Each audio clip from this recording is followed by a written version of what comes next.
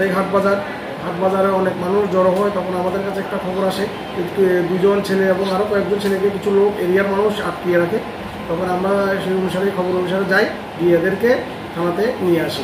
এদের নাম অংশুমান দেববর্মা এবং সুমন দেববর্মা।